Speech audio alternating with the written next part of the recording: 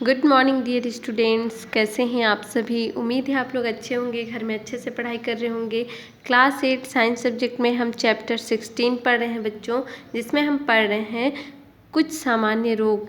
बच्चों सबसे पहले आप लोग मेरे चैनल को सब्सक्राइब कर लीजिए, लाइक की बटन दबा दीजिए और बेल आइकन के बटन ज़रूर दबाएं ताकि आने वाले न्यू वीडियो की नोटिफिकेशन आपके मोबाइल पर समय पर मिल जाए। बच्चों आज हम पढ़ने वाले हैं मलेरिया के बारे में। आप सभी जानते हैं मलेरिया किस कारण से होता है, कैसे होता है।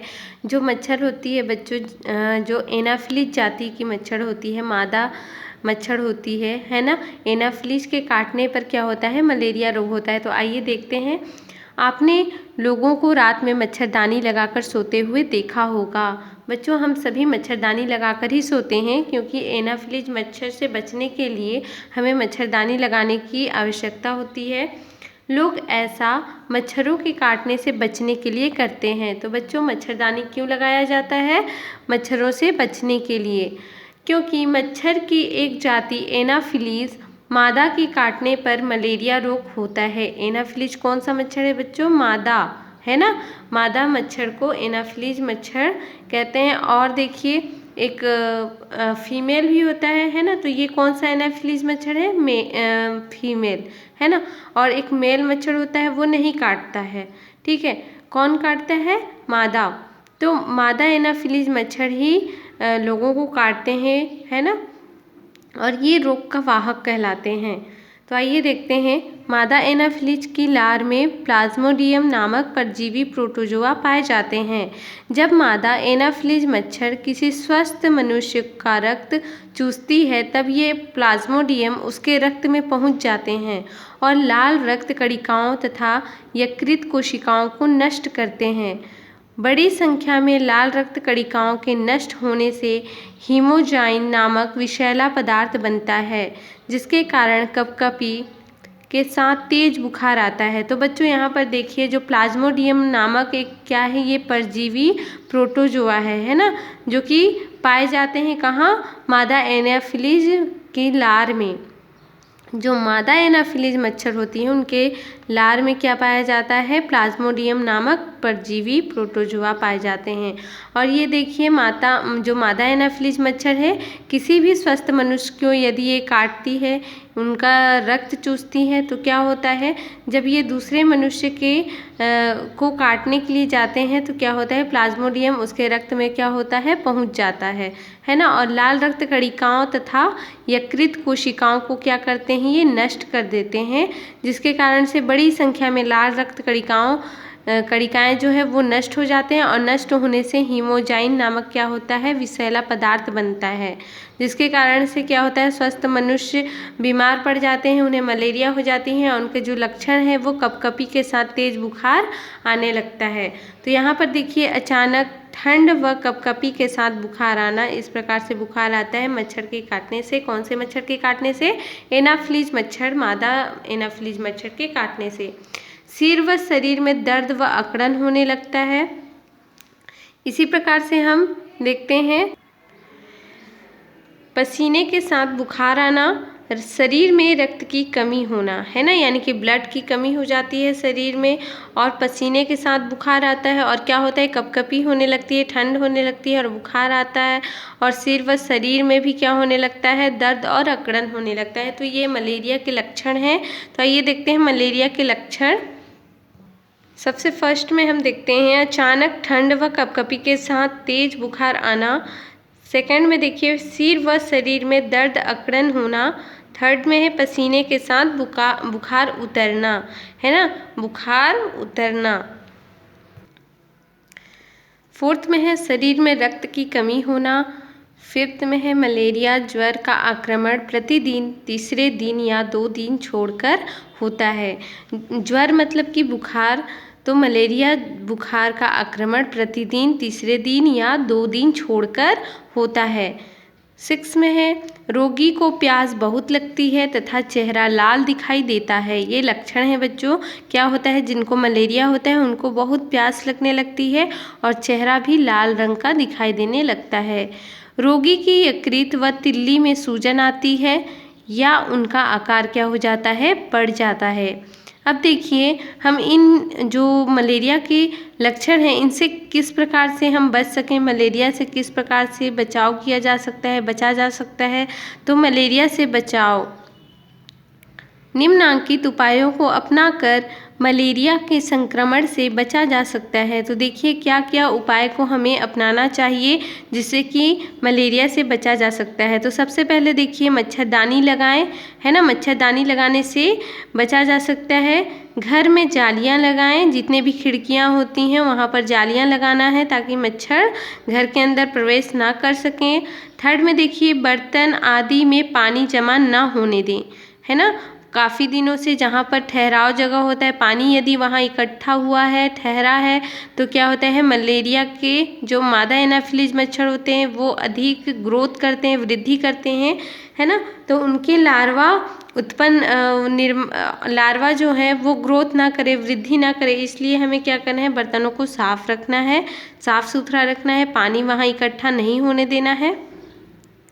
फोर्थ में देखते हैं नीम की पत्ती का धुआं करें, है ना। तो जो नीम की पत्ती होती है ये बहुत ही अच्छा होता है बच्चों, ये सभी चीज़ के लिए एक दवाई का रूप होता है नीम की पत्ती। जैसे आप लोग इनको जलाते हैं तो इनके धुआं से मच्छर वगैरह नहीं आएंगे, और भी इनके अच्छे लाभदायक ये नीम का पत्ता होता है। जैसे कुछ घाव वगैरह होते हैं तो इनका लेप लगाने से ठीक होता है, इनका सेवन करने से भी बहुत अच्छा होता है नीम का पत्ता से। तो इसको ज़रूर आप लोग घरों में यूज कीजिए बच्चों, इसका उपयोग कीजिए, धुआं कीजिए ताकि मच्छर आसपास ना आए। फिफ्थ में देखिए संग्रहित जल को ढककर रखें, जहां आप पानी भर के रखे हैं अपने बर्तनों में, सिंटेक्स वगैरह में, है ना, कहीं भी बाल्टी वगैरह में, ड्राम में, टब वगैरह में पानी रखे हैं तो उसको आप लोग को ढक कर रखना पड़ेगा, है ना। ढक कर रखेंगे तो उसमें मच्छर के लार्वा उत्पन्न नहीं होंगे। छोटे तालाबों में मछलियाँ डालें, है ना, जो छोटे तालाब होते हैं उनमें मछलियाँ डालें ताकि वो मच्छरों के जो लार्वा होते हैं उनको पनपने ना दें, उनको वो खा जाएं। इससे क्या होगा, मच्छर जो है अधिक मात्रा में ग्रोथ नहीं करेंगे, इसलिए जो छोटे तालाब होते हैं उनमें मछलियों को डालना चाहिए।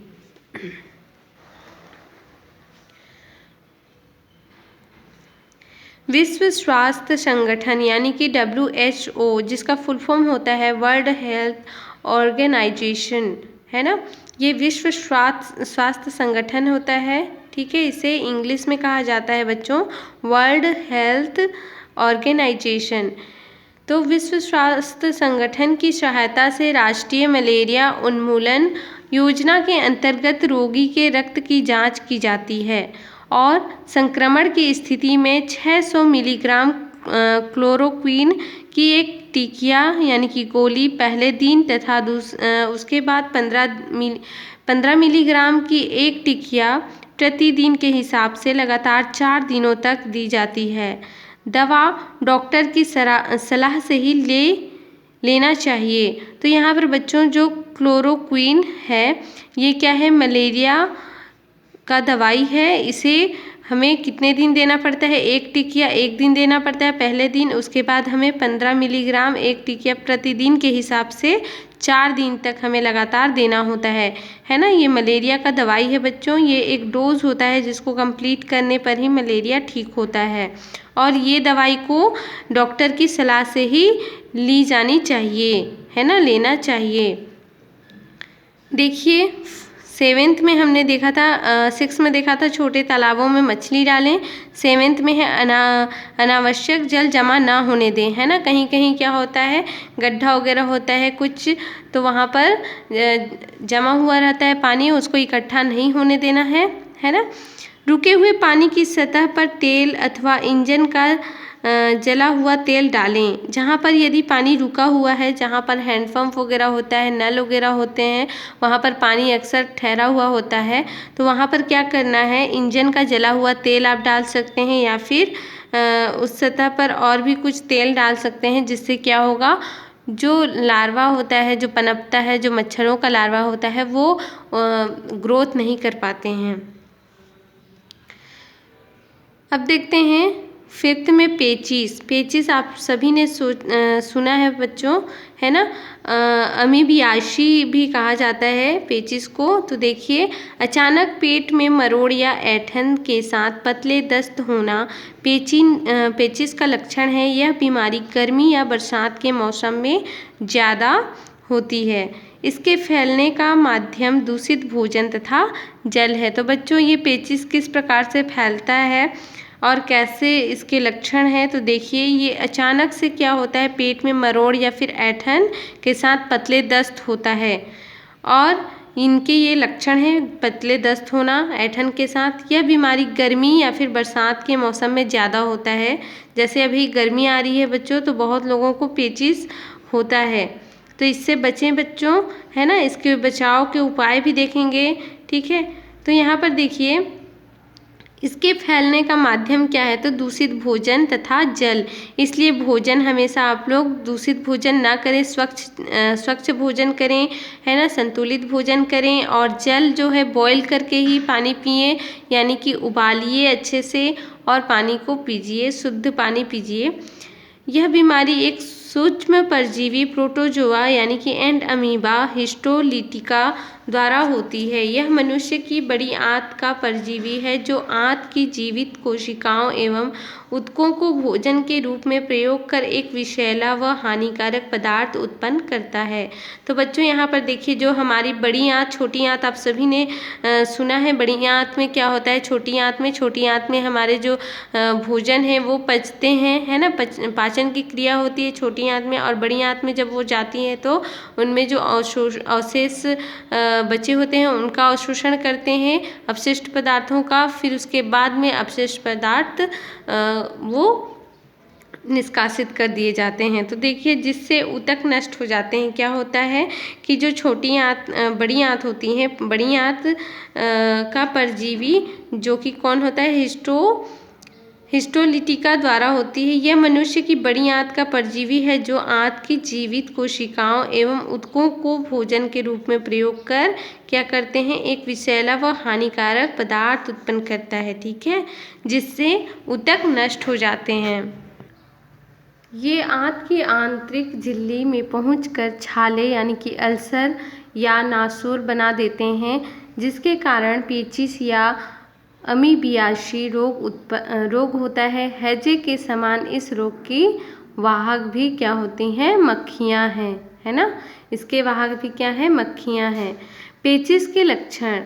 तो पेचिस के क्या क्या लक्षण होते हैं, इन्हें देखिए। आप निम्न लक्षणों के आधार पर पेचिस की पहचान कर सकते हैं। फर्स्ट है, पेट में ऐंठन या मरोड़ के साथ बार बार दस्त होता है। अधिक समय तक दस्त होने से मल के साथ रक्त यानी कि श्लेष्मा अथवा आंव भी आती है। सेकेंड है, हल्का ज्वर भी आता है यानी कि हल्का बुखार भी आता है। थर्ड में है, रोग शीघ्र दूर नहीं होता, कभी कभी वर्षों तक बना रहता है यानी कि सालों भर बना रहता है, जिससे रोगाणु आंत की झिल्ली से हृदय व तिल्ली में पहुंचकर घाव बनाते हैं, है ना। तिल्ली में जो सूजन आ जाती है वो उसको क्या करते हैं, ये घाव बना देते हैं तिल्ली में। और जो आंत की झिल्ली से हृदय व तिल्ली में पहुंचकर ये घाव बनाते हैं बच्चों, तो ये सोचिए कि कितना खतरनाक होता है ये पेचिस। इसलिए इनको जड़ से ख़त्म करना बहुत ही आवश्यक होता है। इसके लिए डॉक्टर से अच्छी दवाई लीजिए, उनकी सलाह से दवाई लीजिए और जड़ से पेचिस को ख़त्म करने का कोशिश करें, ताकि जड़ से ख़त्म होगा तो जड़ से ख़त्म करना बहुत ही ज़रूरी होता है बच्चों, नहीं तो ये खतरनाक घाव बन जाते हैं। फोर्थ में देखिए, सामान्यतः रोग का प्रकोप 2 से 3 या 4 से 5 दिनों तक रहता है, परंतु एक बार रोग होने पर तथा सावधानी नहीं रखने पर बार बार होने तथा तीव्रता बढ़ जाने का खतरा बना रहता है। इसलिए देखिए बच्चों, ये क्या होता है, ये ख़त्म नहीं होता है यदि अच्छे से इसकी इलाज ना हो तो। 6 में देखते हैं, अतिसार यानी कि डायरिया। तो डायरिया के बारे में हम देखते हैं बच्चों। अतिसार डायरिया, इस बीमारी में व्यक्ति के शरीर से तरल या अर्धमल दिन में 3 बार से ज़्यादा निकलता है। यह रोग एस्चेरियाई कोलाई साल्मोनेला अथवा एंट अमीबा हिस्टोलिटिका द्वारा होता है। यह रोग दूषित भोजन एवं जल द्वारा आंत में संक्रमण से होता है। अतिसार के लक्षण, फर्स्ट है पेट में ऐंठन व मरोड़ के साथ लगातार पतले दस्त होते हैं। सेकेंड है उल्टी होना, मुंह सूखना, प्यास लगना, चिड़चिड़ापन आदि। ये किसके, अतिसार यानी कि डायरिया के लक्षण होते हैं, है ना। वजन में अचानक कमी, मंद नाड़ी, लंबी व तेज सांसें चलना। फोर्थ है धसी आँखें, सिकुड़ी नाक, जीभ व गाल का भीतरी भाग सूख जाना। फिफ्थ में है मूत्र कम आना या न आना अथवा गहरा पीला मूत्र आना। सिक्स है शरीर का जल अत्यधिक मात्रा में निकलने से डिहाइड्रेशन के कारण मृत्यु भी हो सकती है। तो देखिए बच्चों, क्या होता है, इसमें जल का कमी हो जाता है शरीर में, इसलिए डिहाइड्रेशन के कारण क्या हो जाती है, मृत्यु भी हो सकती है। इसलिए क्या करना है, ORS घोल पीना है ना। ORS घोल कैसे बनाया जाता है आप सभी जान चुके हैं। अब देखिए पेचिश व अतिसार से कैसे बचाव किया जा सकता है, इनके उपाय के बारे में हम देखते हैं। निम्न उपाय अपनाने से पेचिश व डायरिया से बचा जा सकता है। पेचिश व अतिसार का घरेलू उपचार, नारियल का पानी। तो बच्चों नारियल का पानी पीने से क्या होगा, पेचिश व डायरिया से बचा जा सकता है। नमकीन, लस्सी, नींबू की शिकंजी, चावल का माड़, हल्की चाय, दाल का पानी में से जो भी घर में उपलब्ध हो का लगातार सेवन करना चाहिए ताकि शरीर में पानी की कमी से बचा जा सके। तो पानी की कमी से बचने के लिए क्या क्या लिक्विड चीज़ें आप लोगों को पीनी है, आप लोग देख सकते हैं। नारियल का पानी है ना, लस्सी, नमकीन लस्सी, नींबू की शिकंजी और चावल का माड़। चावल का माड़ है ना, जो चावल को क्या किया जाता है, पसा कर बनाया जाता है, तो जो माड़ निकलता है उसे पीना है। हल्की चाय और दाल का जो पानी होता है उन्हें पीना है, जिससे हमारे शरीर में पानी की कमी ना हो।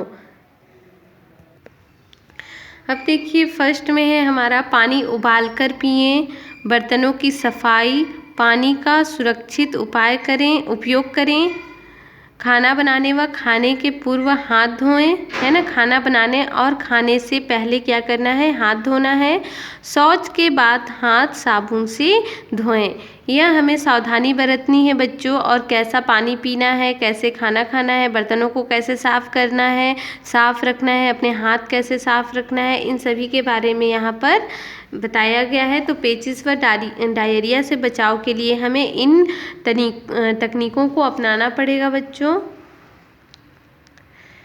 उल्टी दस्त से शरीर में होने वाली पानी की कमी को ORS जीवन रक्षक घोल के सेवन से दूर किया जा सकता है।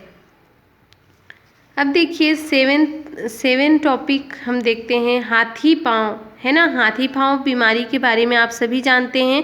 इसमें क्या होता है, जो पाँव होता है, पैर होता है, वो हाथी के पैर जैसे हो जाता है, मोटा मोटा बड़ा बड़ा, है ना। तो इसे का क्या और भी क्या नाम कहा जाता है, हाथी पाँव को फाइलेरिया या फिर फाइलेरियासिस, है ना। शायद आपने किसी ऐसे व्यक्ति को देखा होगा जिसका एक पैर अथवा दोनों पैर सामान्य से बहुत अधिक मोटे हो।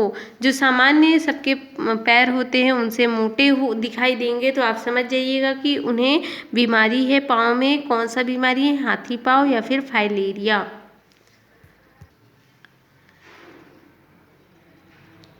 क्या आपने सोचा है कि पैर इतने मोटे क्यों हैं? ऐसा कृमि द्वारा होने वाले संक्रामक रोग फाइलेरिया के कारण होता है। इस रोग का संक्रमण क्यूलेक्स मच्छर के काटने से होता है। तो देखिए यह कौन से मच्छर के काटने से होता है, क्यूलेक्स मच्छर के काटने से होता है। इस रोग के कृमि वाउचेरिया बैंक्राप्टाई जीवित तथा मृत दोनों अवस्थाओं में रोग उत्पन्न करते हैं। जीवित अवस्था में ये कृमि लिम्फ वाहिनियों एवं ग्रंथियों में प्रवेश कर हानिकारक उपापचयी पदार्थ का स्राव करते हैं, जिसके कारण लिम्फ वाहिनी की कोशिकाएं विभाजित होकर यानी कि अलग होकर इनकी विभाजित यानी कि बंटना है ना, तो बंटकर इनकी गुहा को बदल देती हैं, जिससे खुजली होती है। धीरे धीरे पाँव मोटा होता जाता है और यह हाथी पाँव रोग कहलाता है। तो ये किस कारण से होता है बच्चों? ये क्यूलेक्स मच्छर के काटने से होता है। और इसमें क्या होता है, मृत दोनों अवस्थाओं में ही रोग उत्पन्न करते हैं। इस रोग में जो कृमि होते हैं ये जीवित तथा मृत दोनों अवस्थाओं में ही रोग उत्पन्न करते हैं। जीवित अवस्था में ये कृमि क्या होता है, लिम्फ वाहिनियों, जब वो जीवित होते हैं तो जीवित अवस्था में कृमि लिम्फ वाहिनियों एवं ग्रंथियों में प्रवेश करते हैं और प्रवेश करने के बाद हानिकारक उपापचय पदार्थ का क्या करते हैं, स्राव करते हैं, जिसके कारण से लिम्फ वाहिनी की कोशिकाएं क्या हो जाती है, विभाजित हो जाती है और विभाजित होकर इनकी गुहा को बदल देती है, जिससे खुजली होती है। धीरे धीरे पाँव क्या होने लगता है, मोटा होने लगता है। तो आइए देखते हैं बच्चों फाइलेरिया के लक्षण। देखिए बच्चों, यहाँ फाइलेरिया के कौन कौन से लक्षण हैं। रोगी को बुखार रहता है ना, जो रोगी होता है फाइलेरिया की ये हमेशा बुखार में रहते हैं तथा खुजली होती है इनको। सेकेंड है यकृत, प्लीहा, स्क्रोटम यानी कि अंडकोश, पैर आदि फूलकर रसौली बना लेते हैं। पैर फूलकर सामान्य से अधिक मोटा हो जाता है, अतः इसे एलिफेंटियासिस यानी कि हाथी पाँव या फिल पाँव भी कहते हैं। फाइलेरिया से बचाव, किस प्रकार से फाइलेरिया से बचा जा सकता है ना। तो फाइलेरिया से बचने के लिए निम्न उपाय करना चाहिए। पहला, मच्छरों से बचने के लिए मच्छरदानी का प्रयोग करना चाहिए। मच्छर उत्पन्न होने वाली जगहों पर मिट्टी का तेल या इंजन का तेल डालकर मच्छर के अंडों, लार्वा तथा मच्छरों को नष्ट कर देना चाहिए। क्या होता है, जब तेल डालते हैं बच्चों, कौन सा तेल, मिट्टी का तेल या फिर जो इंजनों में तेल डाला जाता है, उन तेल को डालने से मच्छर के जो लार्वा होते हैं वो नष्ट हो जाते हैं। तो नष्ट करने के लिए हमेशा हमें तेल का उपयोग करना चाहिए। थर्ड है DEC यानी कि डाई इथाइल कार्बामाइजिन। इसकी DEC की खुराक अवश्य लें, पर निम्नलिखित व्यक्ति यह दवा ना लें। देखिए कौन कौन से व्यक्तियों को यह दवा नहीं लेना है। 2 वर्ष से कम उम्र के बच्चे, गर्भवती महिलाएं, अत्यंत बीमार व्यक्ति, अस्पताल में भर्ती व्यक्ति। इन्हें जो फाइलेरिया की दवाई आते हैं यानी कि DEC, इन जो खुराक होते हैं, ये दवाई होते हैं, इनको किन्हें नहीं खाना है, 2 वर्ष से कम यानी कि 2 साल से कम उम्र वाले बच्चों को नहीं खाना है, गर्भवती जो महिला है उनको नहीं खाना है, और बहुत बीमार हैं ऐसे व्यक्ति को नहीं खाना है, और जो अस्पताल में भर्ती हैं, है ना, अलग से कोई दवाई चल रही है, वो ऐसे व्यक्तियों को नहीं खाना होता है। अब देखते हैं हम सर्दी जुखाम। सर्दी जुखाम, कभी कभी हमें छींकें आती हैं और नाक बहने लगती हैं। ऐसा विषाणु द्वारा होने वाली बीमारी सर्दी जुखाम के कारण होता है। यह रोग किसी को भी हो सकता है। सर्दी राइनो वायरस द्वारा होने वाली विषाणु जन्य संक्रामक बीमारी है। तो बच्चों ये भी फैलने वाला बीमारी है, संक्रामक बीमारी है ना। संक्रामक और असंक्रामक के बारे में आप जानते हैं। तो जहाँ संक्रामक बीमारी सुनते हैं तो समझ जाइएगा कि संक्रामक यानी कि फैलने वाला बीमारी, असंक्रामक यानी कि स्वयं से होता है, किसी दूषित पानी के कारण होगा, है ना, स्वयं से उत्पन्न होता है। पर संक्रामक बीमारी क्या होता है, किसी रोगी द्वारा फैलता है ना। यह क्या हो रहा है, देखिए जो सर्दी है, राइनो वायरस, ये राइनो वायरस होता है जिसके द्वारा होने वाली विषाणु जन्य संक्रामक बीमारी है। इसमें श्वास नली की ऊपरी श्लेष्मा झिल्ली यानी कि विशेषतः नाक तथा गले की, है ना, श्लेष्मा झिल्ली वायरस से संक्रमित हो जाती है। कभी कभी अन्य वायरस के संक्रमण से शरीर में दर्द एवं बुखार आ जाता है। इस बुखार को हम फ्लू या इन्फ्लुएंजा के नाम से भी जानते हैं। सर्दी के रोगाणु रोगी के छींकने तथा खांसने से निकलने वाले पानी के कणों के साथ रोगी व्यक्ति से स्वस्थ व्यक्ति तक पहुंच जाते हैं। रोगी द्वारा प्रयुक्त वस्तुओं जैसे रुमाल, तौलिया आदि के उपयोग द्वारा भी संक्रमण हो जाता है। यानी कि जो सर्दी जुकाम जिसको होता है बच्चों, आप लोग जानते हैं जितनी तेज़ी से कोरोना के वायरस नहीं फैलते हैं उतनी तेज़ी से सर्दी जुकाम फैलते हैं क्योंकि क्या होता है, जब वो छींकते हैं तो वो जो पानी के कण होते हैं वो स्वस्थ व्यक्ति तक पहुंचा तो उनको भी सर्दी जुकाम हो जाता है। इसी प्रकार से यदि जो रोगी व्यक्ति सर्दी जुकाम वाला है, यदि वो रुमाल यूज कर रहा है, कोई कपड़ा यूज कर रहा है, यदि वो कपड़ा किसी और स्वस्थ व्यक्ति तक पहुंच गया तो उनको भी सर्दी जुकाम हो जाता है। तो ये कैसे रोग हैं बच्चों, ये संक्रमण रोग होते हैं, संक्रामक रोग होते हैं, है ना। तो देखिए कि सर्दी के लक्षण क्या कौन कौन से लक्षण हैं। बार बार छींकें आना, है ना, बार बार यदि छींकें आती हैं तो समझ जाइए कि उन्हें सर्दी हो रही है, होने वाली है या सर्दी हो चुकी है।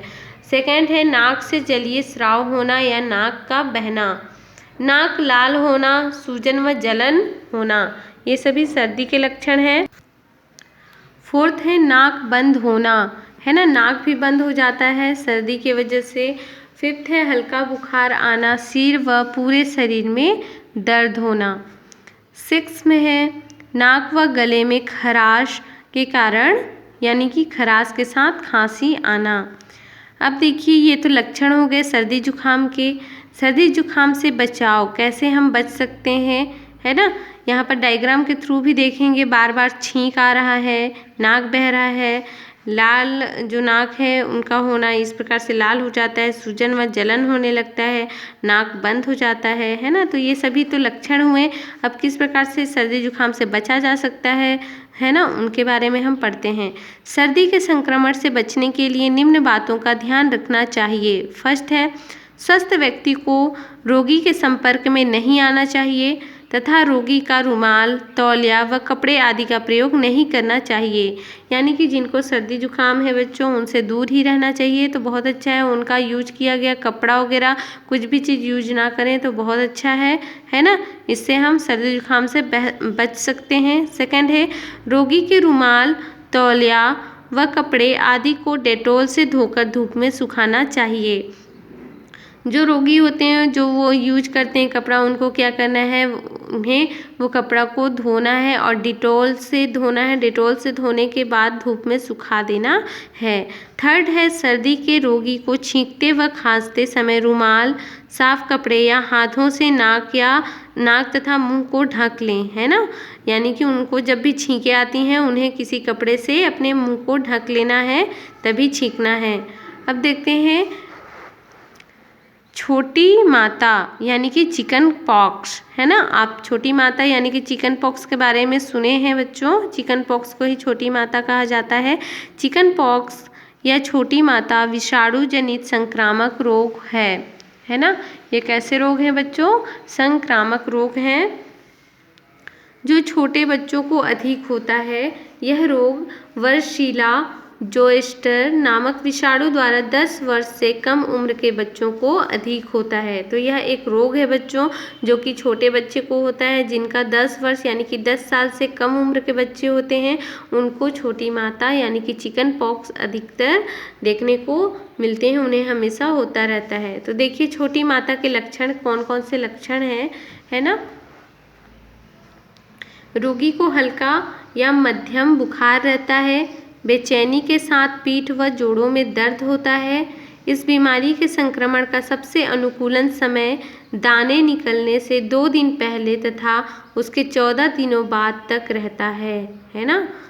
इस बीमारी की तीव्रता तथा अवधि निकलने वाले दाने के ऊपर निर्भर करती है। तीव्र स्थिति में शरीर दानों से भर जाता है। दाने पहले गले पर निकलते हैं, बाद में ऊपर की तरफ चेहरे पर तथा नीचे की ओर पैरों में फैलते हैं। दाने निकलने के 4 से 7 दिन बाद दानों पर पपड़ी बनना शुरू हो जाती है। कितने दिनों बाद, 4 से 7 दिनों के बाद, है ना, दानों पर पपड़ी बनना शुरू हो जाती है। तो इनके ये चिकन पॉक्स के क्या है बच्चों, ये लक्षण हैं। तो छोटी माता यानी कि चिकन पॉक्स से कैसे हमें बचना है, किस प्रकार से हम बचाव कर सकते हैं, तो आइए देखते हैं। छोटी माता से बचाओ। रोगी के संपर्क से बचना चाहिए, यहाँ भी रोगियों से बचना चाहिए, जो इसके रोगी हैं इससे हमें बचना चाहिए। बीमारी से बचने के लिए टीका भी दिया जाता है। रोगी का बिस्तर, कपड़े आदि साफ रखना चाहिए, उन्हें अन्य बच्चों से दूर रखना चाहिए। बच्चों यहाँ पर कुछ क्वेश्चन हैं जिनको आपको होमवर्क में बनाकर मेरे व्हाट्सएप नंबर पर सेंड करने हैं। दस्त तथा अतिसार के रोगी का प्राथमिक उपचार कैसे करेंगे, इनका आंसर आपको देना है। सेकंड है मलेरिया के रोगाणु एवं वाहक का नाम लिखें। और फिफ्थ में है पेचिस एवं डायरिया में प्रमुख 2 अंतर लिखें। ये 3 क्वेश्चन का आंसर आपको देना है। बहुत ईजी है, अभी हम पढ़े हैं बच्चों, तो आप इनका आंसर लिखकर मेरे व्हाट्सएप नंबर पर सेंड करेंगे। ठीक है बच्चों, बाय बाय, टेक केयर।